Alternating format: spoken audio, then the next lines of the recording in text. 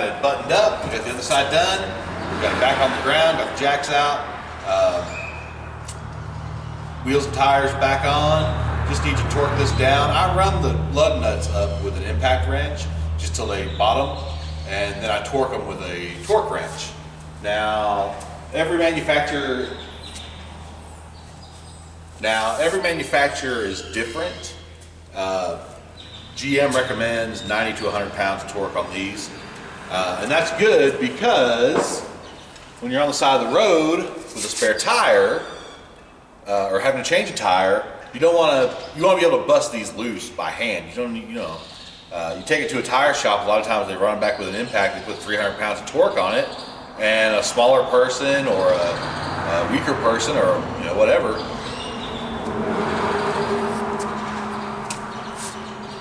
And that's good because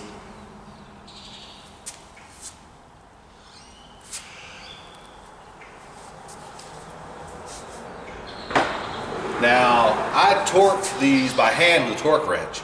GM recommends 90 to 100 pounds of torque on these lug nuts. Every manufacturer is a little different. You can look it up for your particular car. But I torque them by hand because, number one, I want to be able to get it loose on the side of the road if I have to change a flat tire. And number two, it's more consistent and it makes the wheel seat better. So, a lot of tire shops, they'll just run them down with an impact gun to 15 ugga-duggas, and then you get, 2 months later, you're on the side of the road in the rain, you can't get the lug nuts off by hand. So, grab a torque wrench here.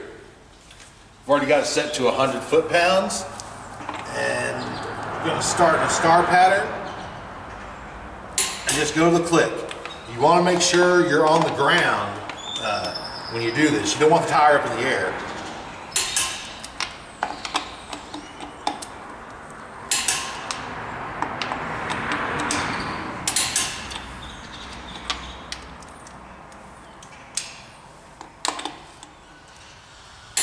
And just go to the click, and now you know all the bolts are torqued correctly.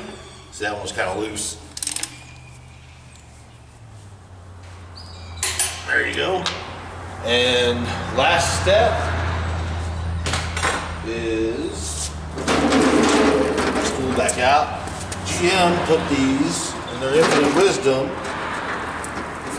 these stupid lug nut covers that look just like a lug nut, but they're plastic, and if you try to put them on with an impact wrench, they will strip out, they'll shatter, you'll lose them going down the road.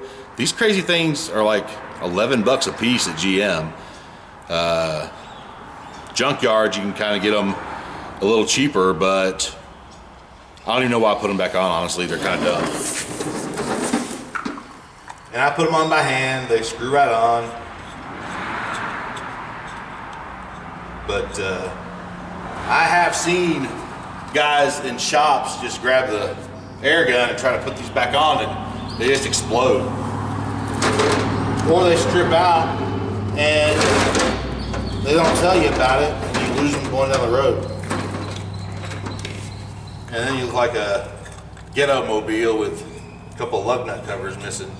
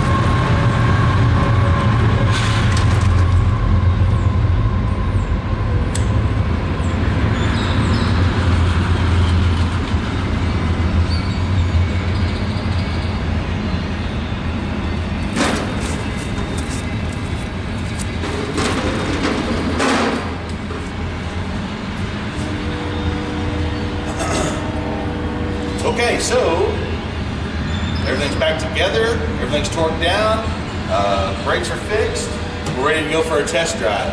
Now, with new brake pads, you need to seat them in. And that doesn't mean just drive down the road and hit the brakes.